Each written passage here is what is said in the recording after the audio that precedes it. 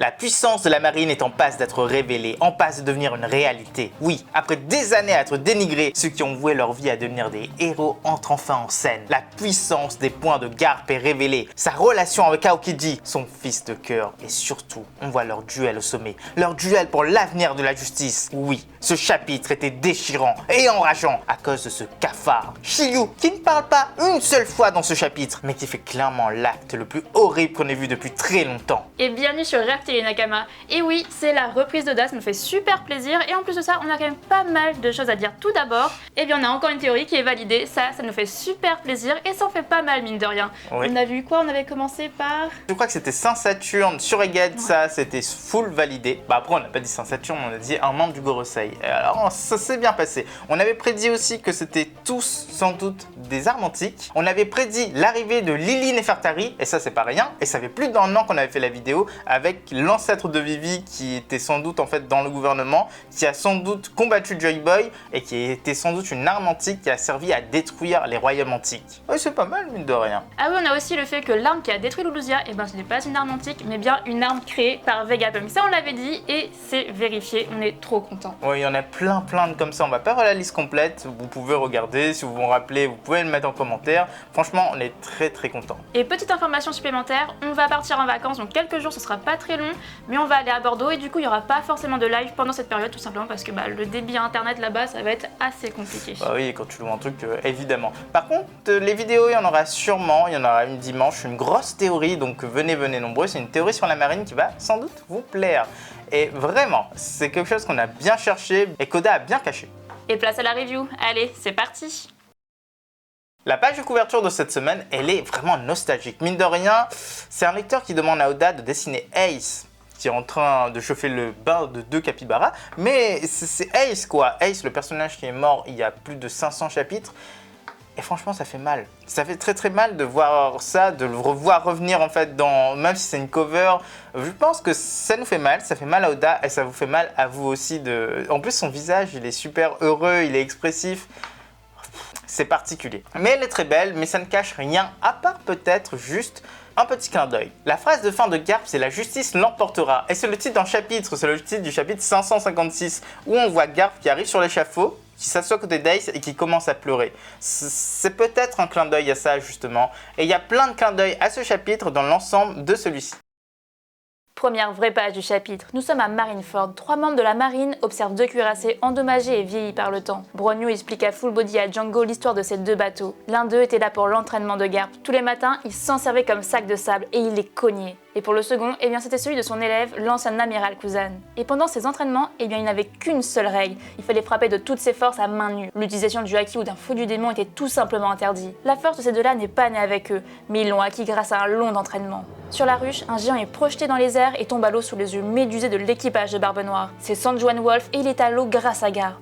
Vasco Shot regarde la scène puis se met à lancer des boules de feu sur Garp en le raillant, le soi-disant héros légendaire. Garp décide alors de saisir 3 pirates et s'en sert comme bouclier, avant de les lancer aux alentours et en détruisant l'île en souriant comme un démon. À cette vue, même Avalo prend peur. Alors que pendant ce temps en pleine mer, son navire est déjà prêt pour le départ. Presque tous les marines ont rejoint son bord, dont la fameuse Kujaku. Tashigi, elle s'occupe d'Ibari et les anciens esclaves ont tous été embarqués. Kujaku annonce alors que tout est prêt pour le départ. Garp sonne alors la retraite et demande à Koby, Hermep et Prince Grou de le suivre. Ici, c'est la ruche et les pirates ne cesseront d'affluer. Alors que pendant ce temps, une ombre se profile dans la poussière. Kuzan se relève et il parle à son ancien maître. Il ne peut le laisser partir d'ici. Le chapitre, il commence vraiment fort. On est à Marineford, en tout cas on sait pas vraiment, mais ça semble être Marineford ou une base navale lambda de la marine. Après, je me dis que s'ils s'entraînaient tous les jours comme ça à Garp, c'était forcément Marineford. C'est peut-être même l'ancien Marineford, pas le nouveau Marineford. En tout cas, on a 3 marines qui sont là et qui parlent de l'entraînement de Garp. Mais que font ces 3 marines ici? Parce qu'on a Bronyu qui ne sort jamais de son trou, sauf une fois à Marineford. Ouais, c'est ça. En plus, il attaquait les pirates, genre à moitié. J'ai un sabre, les gars, j'ai un sabre. Non, il était pas très puissant, Marineford. Et là, il est là avec Django et Full Body. Et on ne sait pas du tout qu'est-ce qu'ils font dehors à regarder ces cuirassés. On a l'impression qu'ils sont soit perdus ou alors qu'ils sont en train de faire un cours sur l'histoire de la marine. On ne sait pas. Oui, pourtant ces 2-là sont déjà intégrés à la marine, connaissent un peu de choses. Est-ce qu'ils vont subir ce même entraînement? Est-ce que Bronyu va leur dire frappez, moi je regarde? Non, on sait pas trop. Est-ce que c'est une mission?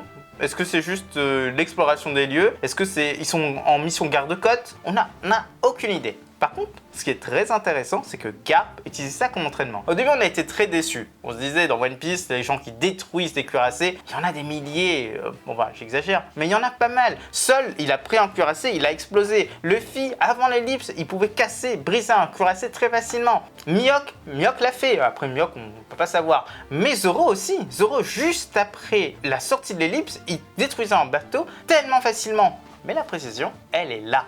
C'est que lors de cet entraînement, parce qu'il n'y avait pas que Garp, il y avait Garp et Aokiji, son élève préféré, eh ben, il n'avait pas le droit d'utiliser le Haki, ni même un fruit du démon. C'est-à-dire qu'il tapait à main nue. Et là, ça devient vraiment super clair, super intéressant. Il y a très peu de personnes dans One Piece qui ont une puissance de base, je parle bien d'une puissance de base, qui est incroyable. Luffy, c'est son fruit du démon qui lui donne une énorme puissance. Il a sans doute en fait l'entraînement qu'il a subi avec tout d'abord Garp dans la forêt, avec Silver Hailey qui lui a donné un peu plus de puissance. Mais c'est vraiment le Haki qui drive son pouvoir et son fruit du démon. Zoro, c'est son sabre. Sans sabre, et ok, il est fort physiquement, mais on ne sait pas s'il arrive à faire ça ou pas.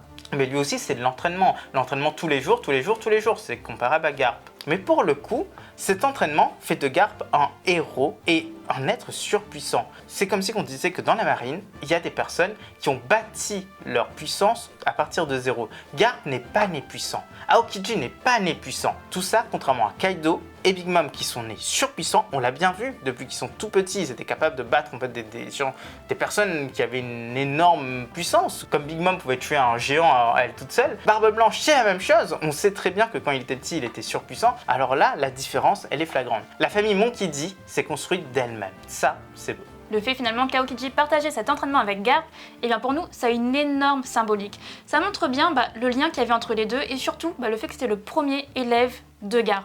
Et du coup, on se pose la question, est-ce que c'est le seul élève de Garp qui aurait subi cet entraînement? Parce que nous, on aurait bien aimé finalement voir, ok, ces deux cuirassés, mais pourquoi pas d'autres cuirassés des autres élèves de Garp, donc, par exemple Kobe, Hermep, etc. Prince Groose peut-être. Prince Groose aussi, même si c'est pas son préféré, visiblement. Mais c'est peut-être même pas son élève réellement, en vrai. Mais en tout cas, on aurait bien aimé voir ces cuirassés légèrement endommagés, parce qu'on pense en tout cas qu'ils sont pas encore du niveau de Garp, mais ça aurait été sympa de les voir. Ouais, c'est sûr qu'ils sont pas du niveau de Garp. Oui, c'est vrai, avoir en fait un espèce de truc décrescendo, Aokiji, Garp avec deux marques super bien ancrées, comme on voit ici. Puis Kobe qui est beaucoup moins, mais qui est quand même marqué. Et enfin Hermep avec juste un petit truc. Ce serait génial, ça aurait été intéressant. Mais non, peut-être que Garp a changé aussi sa méthode de travail. C'était un peu trop compliqué, ou alors personne n'est encore arrivé à ce niveau parmi les nouveaux élèves de Garp. Et là, on arrive directement sur la ruche. Et pour nous, c'est arrivé un tout petit peu trop vite. D'ailleurs, on a San Juan Wolf qui est en train de couler. Apparemment, c'est à cause de Garp, mais on n'a rien vu. Et ça, on est hyper déçus. D'accord, on a mis de côté déjà le combat Aokiji-Garp, on peut comprendre, mais on aurait vraiment aimé voir la suite. On aurait vraiment aimé voir comment est-ce que Garp a pu éjecter San Juan Wolf à l'eau comme ça. D'ailleurs, ce qu'on apprend aussi, c'est que San Juan Wolf, il peut être dans l'eau, mais juste le bas de son corps. On l'avait déjà vu, d'ailleurs, juste après Marineford, on le voit. Mais si sa tête est immergée, si le haut de son corps est immergé, et ben le mec il coule, il meurt. C'est normal. Tout le monde est en train de s'affoler. Et qui va le sauver? À votre avis, qui va le sauver? C'est déjà tout trouvé, c'est Pizarro. Pizarro, il va créer ses bras et il va prendre San Juan Wolf et me dire voilà mon petit, t'es sur la berge. Et donc ça va aller super bien. Par contre, Vasco Shot, ce mec, il a un grain. Le mec, il croit vraiment que c'est un héros de pacotille, Garp. Il est en train de l'attaquer, et même ça, il lui crache du feu à la figure. Garp, il a fait un truc exceptionnel juste après, mais il fait que ça, il fait pas du corps à corps, et il a fait que ça comme attaque. Ça nous déçoit un petit peu, parce que Shot, on dirait qu'il s'est dit, oh putain, bah si ça n'a pas marché, bye bye, hein, bonne chance les gars. Non, c'était un peu particulier, parce que Shot, c'était un coup dans l'eau, c'était un coup même qui s'est retourné contre son camp, c'est un but contre son camp. Et en plus, on le revoit pas non plus attaquer derrière, donc là, c'est assez décevant. C'est ce que j'ai arrêté pas de dire tout le long. Par contre, ce qui est intéressant là, c'est que Garp, il récupère 3 pirates et il s'en sert directement comme bouclier. Là, c'est incroyable. Ça prouve à quel point il a du respect pour tous ces petits pirates. Totalement. Mais surtout, en fait, ça correspond au chapitre 556. Ça reprend finalement ce que disait Garp au chapitre 556.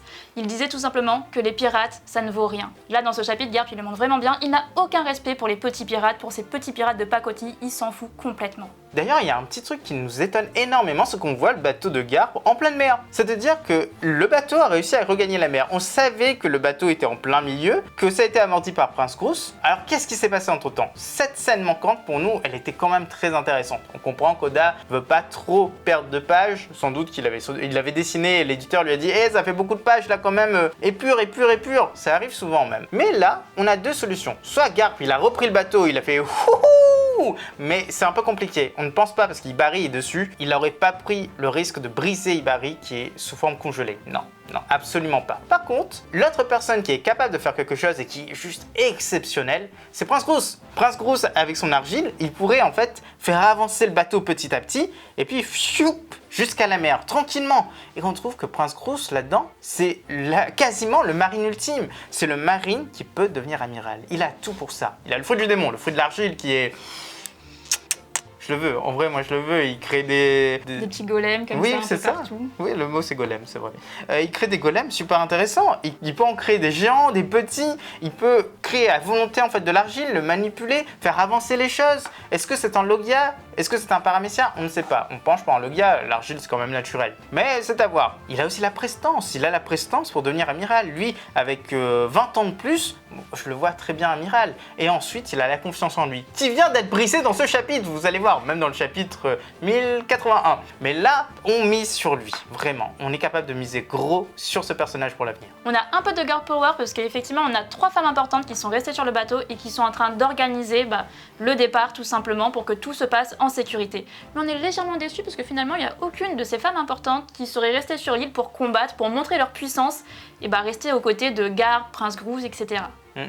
Kujaku, elle aurait pu. Bon, ok, elle a escorté Ibari. Et là, elle organise tout. Donc, en vrai, on lui pardonne. Et le grand choc qui arrive à nouveau, c'est que Kuzan débarque. Kuzan sort de son trou et il se dirige encore une fois vers Garp en disant « Tu ne peux pas partir, je ne peux pas te laisser partir ». Ça montre vraiment qu'il a changé de camp, que cet homme, il a fait son choix. Il n'est plus de la marine. Il sert uniquement ses rêves. Et certes, il n'aurait pas voulu combattre Garp, c'est certain. Pourquoi il aurait voulu combattre Garp? Sauf que là, Garp est arrivé sur l'île. Il a un choix à faire. Soit il ne fait rien, Teach n'aura plus jamais confiance en lui et il risque en fait sa vie. Soit il fait quelque chose, il tue Garp, ou alors il capture Garp. Dans les deux cas, ou alors troisième choix, il reste dans son trou. Mais là, ça revient au premier choix. Donc, le choix est tout fait. Il peut pas retourner dans la marine. Il a déjà été pirate. Il va aller en prison. Donc forcément, il doit attraper Garp ou alors le tuer. On pense pas qu'il y aura vraiment un mort, mais on pense que Garp pourrait se faire attraper à la toute fin. Et ça, on va l'expliquer très bien à la fin de cette review.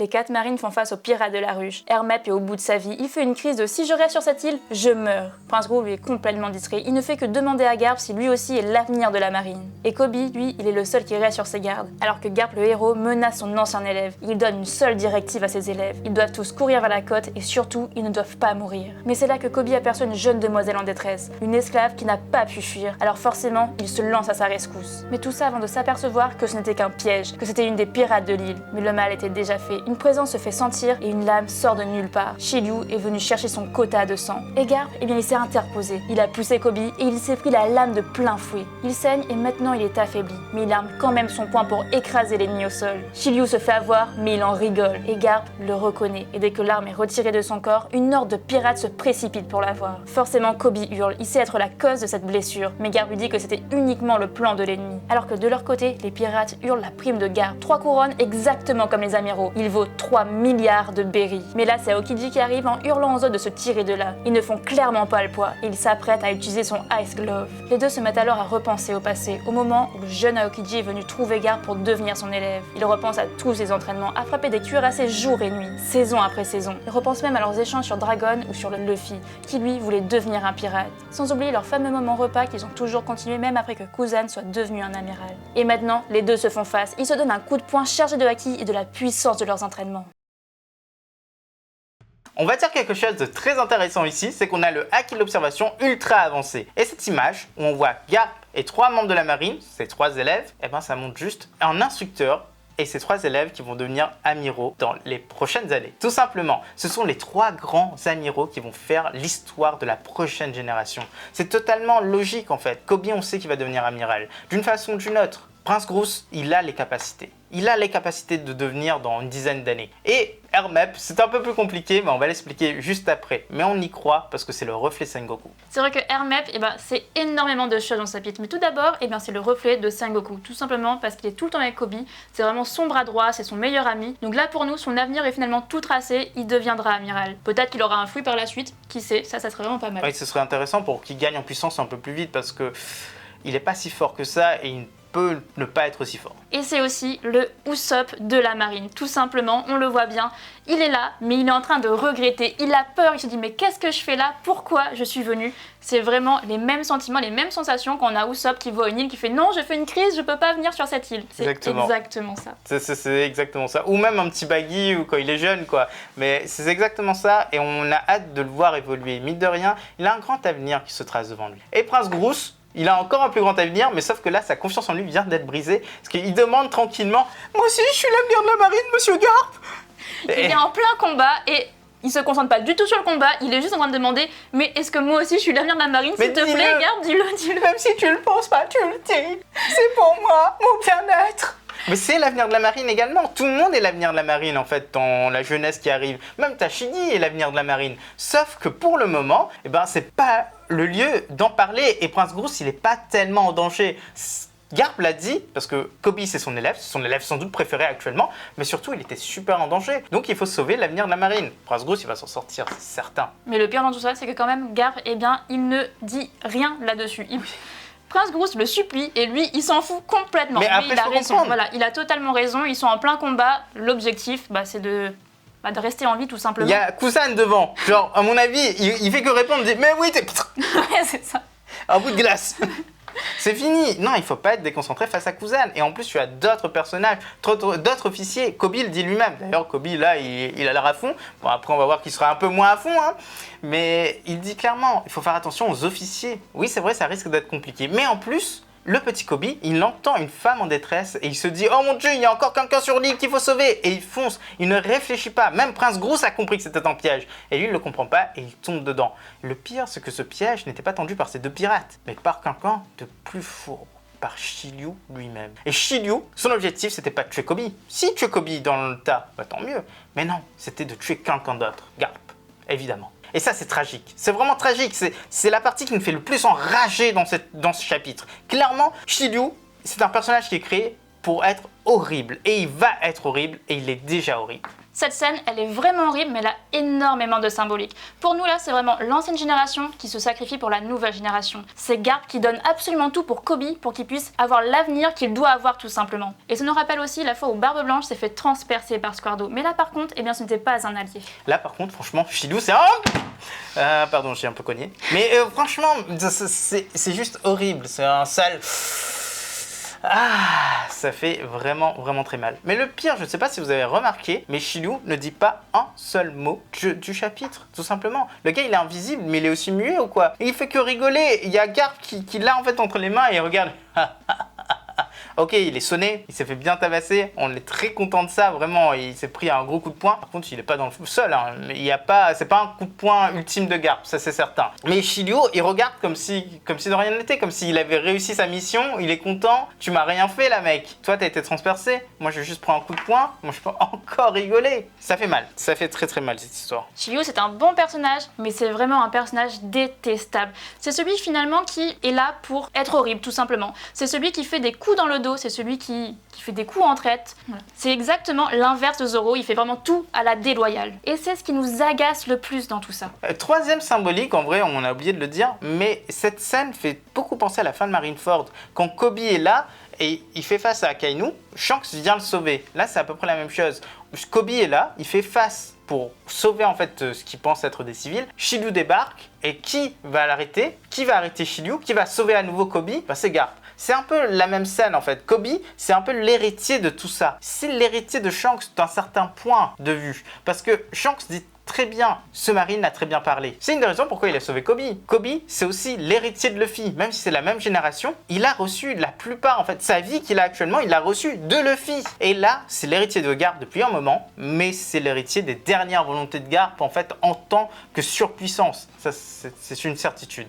Et là, on a Cousin qui débarque et on a le fameux flashback qui commence. Bon, c'est un petit flashback, mais franchement, ça fait du bien. On a Aokiji qui est encore tout jeune et qui se prépare effectivement à devenir l'élève de Garp. Il commence vraiment très très bas et on a cet entraînement au fur et à mesure. Il va s'élever, il va s'entraîner, il va s'améliorer aux côtés de Garp. On a ces échanges entre eux.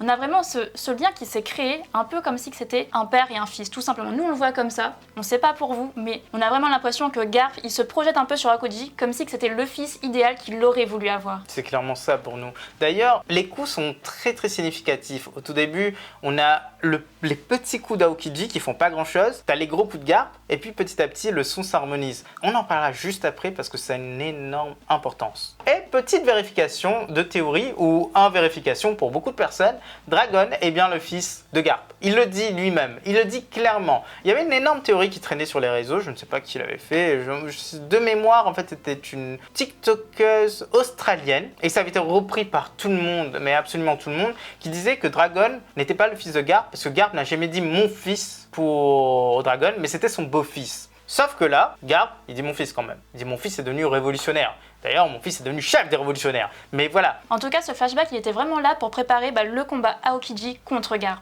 Et les paroles de fin, c'est vraiment assez étonnant. Tu es viré, élève stupide. Ça se voit que Garp, il est vexé au fond de lui. Il est bien vexé. Et ses paroles, il a aucune répartie, Garp. C'est le mec qui cogne fort. Ça n'a pas de répartie. Ce truc-là, ça veut rien dire. Tu es viré, ça fait longtemps qu'il est plus de la marine. Ça fait longtemps que c'est plus son élève. Et pourtant, là, il le dit juste dans le feu de l'action. Par colère, par tristesse. On pense effectivement que Garp au début, il a peut-être pas envie qu'Aokiji soit son élève, mais avec le temps, forcément, il n'a pas pu faire autrement que s'attacher à Aokiji. Donc là, même s'il dit « tu es viré, élève stupide », on sait que forcément derrière, il y a quand même des sentiments. Petite chose à noter, les points d'Aokiji sont plus forts que ceux de Garp. On est vraiment désolé de l'avoir à le dire, mais c'est la vérité. Et là, il y a plein de preuves. Premièrement, c'est les bruits quand il cogne. À la fin, ça s'est harmonisé, c'est-à-dire qu'il cogne de la même façon, la même puissance. Donc la puissance de base, sans haki, sans rien du tout, c'est la même. Ensuite, on rajoute le haki. Imaginons qu'ils sont de même force. Ça peut le faire, mais nous, on pense quand même que Garp a vieilli, donc c'est un tout petit peu moins. Donc là, déjà, la somme, elle est plus grande pour Aokiji. Et enfin, on rajoute Fruit du démon. Sauf que Garp, il n'a pas Fruit du démon. On a le Ice Glove de Aokiji, et ça fait que tout ça, le coup de poing sur un vieillard qui est même puissant, bah ça fait que ça fait mal. Ça fait beaucoup plus mal. Garp, il va perdre si c'est un 1 contre 1. Et en plus, n'oubliez pas qu'il est blessé. Il vient d'être blessé par Shiryu. C'est impossible que Garp en 1 contre 1 contre Aokiji, dans cette configuration-là, gagne. C'est pas possible. D'ailleurs, il y a tout le monde sur cette île qui veut sa peau. Donc évidemment, 3 milliards de berries, c'est pas rien. D'ailleurs, 3 milliards de berries, eh bien c'est exactement la même somme que Luffy a actuellement. Et là, la Cross Guild, eh bien, ils se mettent vraiment bien. 3 milliards, c'est pas rien. Ils ont raison de faire ça, et d'ailleurs, c'est la même prime pour tous les amiraux. 3 couronnes, ça vaut 3 milliards. C'est vrai qu'on n'avait pas pensé aux couronnes, mais comme avant, on avait déjà eu des étoiles qui valaient 100 millions, tout simplement. Donc là, pourquoi pas des couronnes. Mais on se demande qu'est-ce que ce sera la suite. Est-ce que plus, ça va être des têtes de mort? Oui, parce que là, Aokiji, pardon, pas Aokiji, mais Akainu, il doit avoir une prime qui est quand même un petit peu supérieure, c'est l'amiral en chef. Sengoku, c'était l'ancien amiral en chef, il est quelqu'un de très très recherché sans doute. Le Gorosei! Et s'ils avaient des têtes de mort pour le Gorosei, si tu en attrapes un, à mon avis, fiou. D'ailleurs, je me demande comment la Cross Guild peut avoir autant d'argent, je pense que c'est juste pas possible, ils sont en train de oui, pipote, ils affabulent, c'est pas possible, c'est pas normal d'avoir cet argent-là. Les mecs, ils auraient pu s'enfuir où ils voulaient. Non, mais non, je trouve que c'est pas normal. Et si tu attrapes, en fait, un membre du Gorosei, 10 milliards, 100 milliards, 1000 milliards, je sais pas moi, il doit valoir en fait une fortune ce mec-là. C'est juste impossible de penser autrement. Et dernière interrogation sur ce chapitre, c'est est-ce que Haki des rois ou pas pour les deux en fait? Garp, on pense qu'il l'a. Il y a quand même en fait l'énorme bulle quand il frappe, mais pour le coup, Aokiji Garp, est-ce que c'est Haki des rois ou pas? C'est compliqué. On a des éclairs noirs. On est d'accord avec ça, il y a des éclairs noirs. Mais Ulti contre Luffy, il y avait aussi des éclairs noirs. Par contre, il n'y a pas d'espace, de séparation quand le point touche le visage. Et ça, on l'avait vu. Ça existe quand même. Quand Page One s'est fait frapper par Big Mom avec le Haki des rois, on a vu qu'il y avait la bulle en fait, il y avait la séparation. Quand on a Zoro qui utilisait le Haki des rois pour voler, on voyait en fait les bulles se former. Et là, on n'a rien du tout, on n'a pas tout ça. C'est assez bizarre. Alors, soit ils l'ont pas utilisé, point barre, ou alors l'un des deux ne l'a pas. On ne sait pas. Franchement, il faut une grosse clarification là-dessus. Et pour l'instant, c'est pas le plus remarquable. Mais par contre, les coups font mal, c'est déjà ça. Sur le champ de bataille, les 2 ennemis ont été éjectés. Garp est toujours au sol, alors que ses 3 nouveaux élèves le protègent. Pizarro se met alors à hurler. Il annonce que leur chance de s'échapper est totalement nulle. Ici, c'est la ruche, et lui, il a la surpuissance du Shima Shima no Mi. Il va arrêter ce bateau et les journaux ne parlent plus que de ça, du fait que le célèbre vice-amiral et ses chères jeunes marines d'élite ont été exterminés par la surpuissance du capitaine de la 4e flotte de Barbe Noire. Et de son fruit, il a créé des bras géants de l'île. Il a créé une scène d'horreur et il cible directement le bateau. Garp de son côté ne bouge pas et il dit uniquement à Koby « Ne t'inquiète pas, la justice l'emportera ». Et là, c'est la fin du chapitre. Ce chapitre était vraiment incroyable, mais par contre, il monte un peu le premier pas de Garp dans la tombe.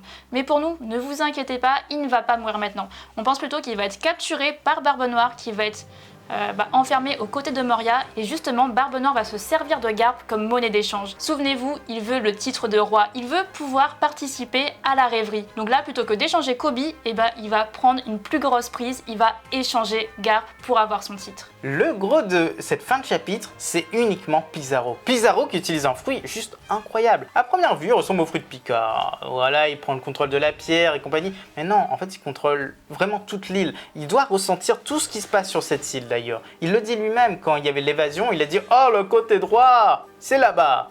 Et oui, exactement en fait, c'est ce qu'il disait.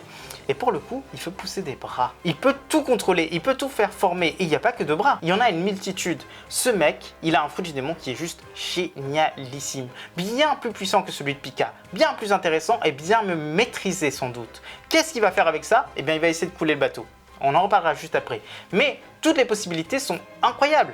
Une île, c'est une île. Une île, c'est du sommet jusqu'au tréfonds. Donc ça veut dire peut-être qu'il peut déplacer les tréfonds, peut-être qu'il peut déplacer l'île en créant des jambes ou je ne sais quoi pour faire un truc énorme. Ou alors juste avancer, faire avancer l'île, déplacer l'île et ça ce serait génial. C'est-à-dire qu'il peut déplacer toute la force armée, genre à Onigashima, Kaido il faisait ça. Bon, c'était quand même consommateur en énergie, mais là c'est la base du fruit du démon, enfin d'être l'île lui-même. Donc peut-être qu'il peut déplacer toute la force armée en un seul coup, se ramener à côté de Marineford, se ramener à côté de Wano, se ramener où tu veux. Bah, ça change tout, ça change vraiment tout, militairement parlant. C'est juste incroyable. C'est même mieux que Trailer Bark.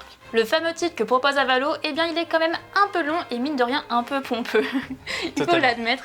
Mais par contre ce que ça montre bien, eh ben, c'est tout simplement qu'il y a une part de jalousie au niveau d'Avalo Pizarro. Il lui manque cette reconnaissance qu'il n'a pas assez par rapport à Barbe Noire. Il a l'impression finalement que Barbe Noire c'est le capitaine et que tout lui revient et que lui, il devrait aussi avoir cette gloire. Là, forcément, ça montre que la cohésion de cet équipage, eh bien, elle n'est pas du tout bonne finalement. Cet équipage peut imploser à tout moment, tout simplement parce que chacun veut faire qu'à sa tête et chacun veut sa part du butin. C'est exactement comme les Rocks. Les Rocks ont duré 2 ans. Non, c'était pas 2 ans, c'était 3 ans, je crois. Ou je ne sais plus. Mais très peu de temps à cause de ça, parce que personne ne s'entendait. Ça peut être la même chose ici. Par contre, ce qui est très intéressant également, c'est de savoir qui va arrêter cette chose. Garp ne va pas bouger. En tout cas, il est allongé et il dit à Koby, ne t'inquiète pas, la justice l'emportera.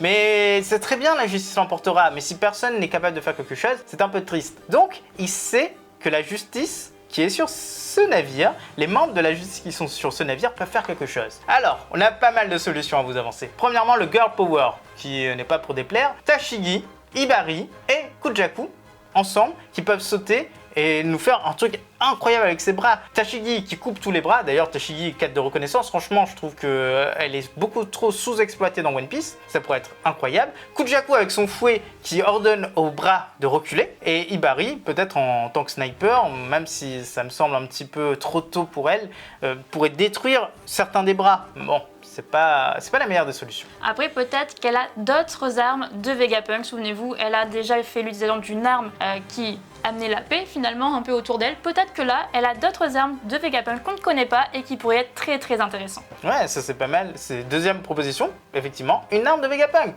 Une arme qu'on ne connaît pas. Et d'ailleurs, comme arme, moi je vois bien en fait un système de protection autour du bateau, comme autour du dôme d'Egghead. Ça serait trop bien. Oui, et donc tu vois le bras qui arrive mais qui se fait désintégrer et Pizarro qui fait oh. Et donc ce serait pas mal du tout. Ou qui se fait éjecter, tiens, bam, oh c'est quoi cette bulle, oh c'est quoi cette bulle, tu peux pas atteindre, c'est bizarre. Oui, d'ailleurs ils sont juste à côté du G14 et on sait très bien que le G14 ce sont les premiers à protéger Egghead mais aussi les premiers à avoir la technologie qui vient de Vegapunk. C'est plutôt pas mal. Troisième solution, Smoker. Smoker, ça fait trop longtemps qu'on l'a pas vu. On l'a même pas aperçu depuis au moins 100 chapitres. Ce mec-là, il est collé avec Tashigi. C'est son second. C'est la personne qui s'est dit qu'il va protéger toute sa vie.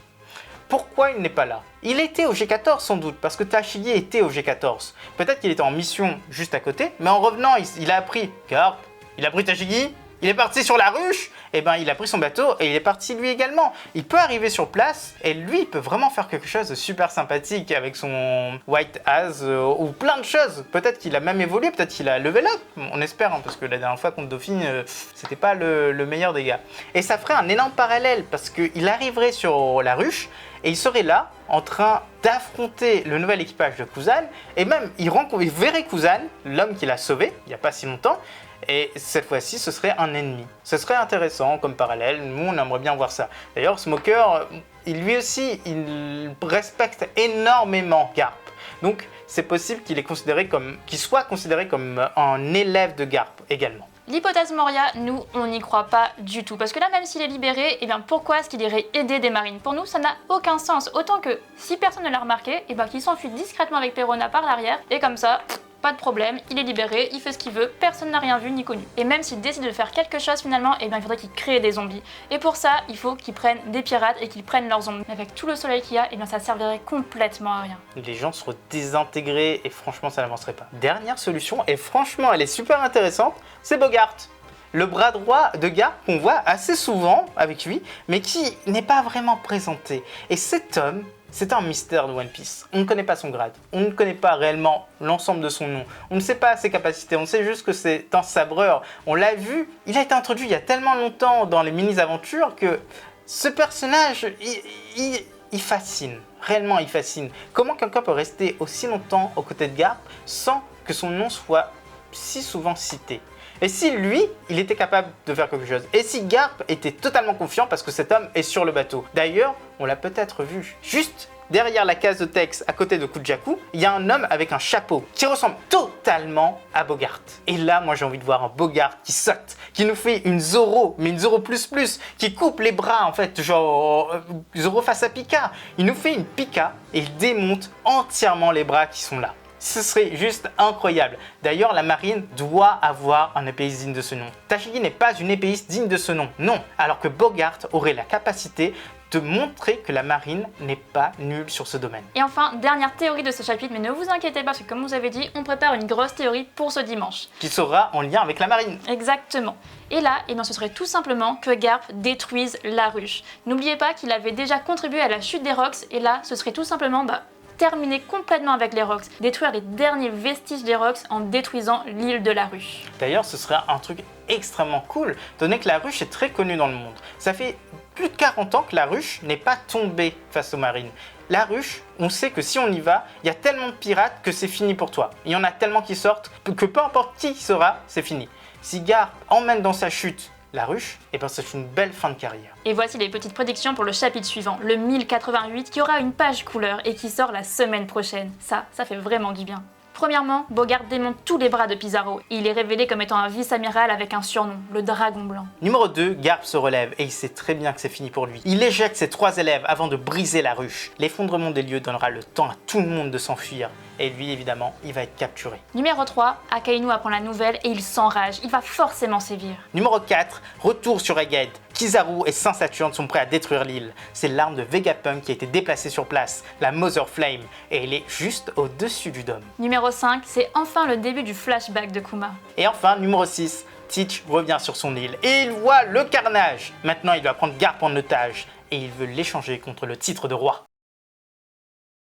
Et voilà Nakama, c'est déjà la fin de cette vidéo. On espère que ça vous a plu. On espère aussi que le retour de Doa, ça vous a fait du bien parce que nous honnêtement, on attendait ça avec vraiment beaucoup d'impatience. N'oubliez pas de regarder nos vidéos qu'on a sorties il n'y a pas si longtemps, par exemple si Corazon n'était pas mort, ou alors les théories qu'on sort assez souvent sur le Gorosei, sur pas mal de choses. Et si vous n'êtes pas à jour sur l'arc Egghead, en tout cas dans votre tête, mais que vous avez vu les derniers chapitres, vous vous rappelez pas de tous les événements parce qu'il y en a énormément, on a fait une vidéo, l'arc Egghead en 12 minutes. Allez le voir, c'est un résumé qui est hyper complet avec tous les éléments bien classifiés, bien classés. J'ai dit la même chose 2 fois. Et c'est assez sympathique. Et si vous avez aimé cette vidéo, eh bien n'hésitez pas à laisser le petit like, à laisser un commentaire et à vous abonner si ce n'est pas déjà fait. A bientôt les accros de One Piece.